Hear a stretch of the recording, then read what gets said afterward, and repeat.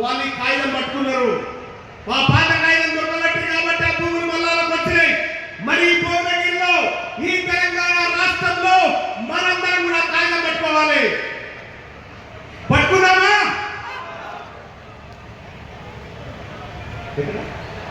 నూతనంగా సూర్యాపేటలో పంచడం జరిగిన దొరల భూములు ఈడ కూడా ఉన్నారు కదా దొరలు. మరి ఈ దొరల భూములు కూడా పంచడం కోసం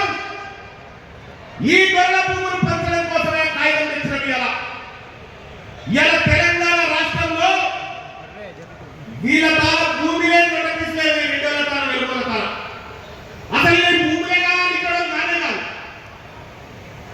ఇలా 1949లో నిజాం రాసిపోతే దాన్ని దాచిపెట్టిన దొంగల ముంద ఈ రెడ్డి రెవెన్యూ మంత్రులు దాచిపెట్టిన దాన్ని 1948 నుంచి ఇదే దొంగతనం చేశారు. ఆఖరికి పివి నరసింహారావు గారు దేవుడి మనిషి. ఆయన ఏం చేసిందంటే అరే రెడ్డి కలిసి కాగితం దాచిపెట్టిన సూదరుల కాగితం మళ్ళా వాళ్ళ కాగితం వాళ్ళకి ఇస్తా అని చెప్పి ల్యాండ్ సీలింగ్ యాక్ట్ తీసుకొచ్చిండు.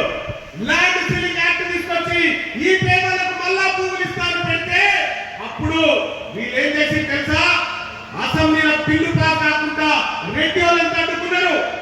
అప్పుడు మన ముదిరాజు బిడ్డ జగన్నాథరావు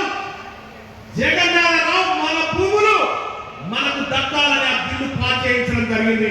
ఇలా ఇనా భూములు ఉన్నాయా? పొరపక్కు భూములు లేవా? అలా పొరపక్కు భూములు ఎక్కడి అంటే అప్పుడు పివి నరసింహారావు గారు బిల్లు పాస్ చేస్తే ముదిరాజు బిడ్డ మంచికి వచ్చిన భూములు అవన్నీ వరకు 2 చేతుల్లో ఉండే ఆ భూములన్నింటి తిరిగి మళ్ళీ ప్రజలకు పంచడం కోసమే తెలంగాణ రాజ్యాధికార పార్టీ పుట్టింది. ఈ గొర్రెల భూములు గుర్తుకొని పేదోళ్ళకి ఈ పార్టీ లక్ష్యం అని చెప్పి తెలియజేస్తా ఉన్న సోదరులారా. ఇంకా అంతేకాదు ఇలా ఎంతమంది ఉన్నాయి భోగిల్లా? ఈ భోగిల్లా మన సూదరులం మన బీసీలో 1,50,000 మంది ఉన్నాము. రెడ్డిలు 19,000 మంది ఉన్నారు. 1,50,000 ఉన్నాడేమో ఇద్దరు కావాలని తిరుగుతా ఉన్నాడు. 19,000 లేవాడేమో నీకు ఇల్లు ఏమి అంటున్నాడు. గజ్వేల్ నియోజకవర్గంలో వెలుమలు ఎంతమంది ఉన్నారో తెలుసా? 421 మంది.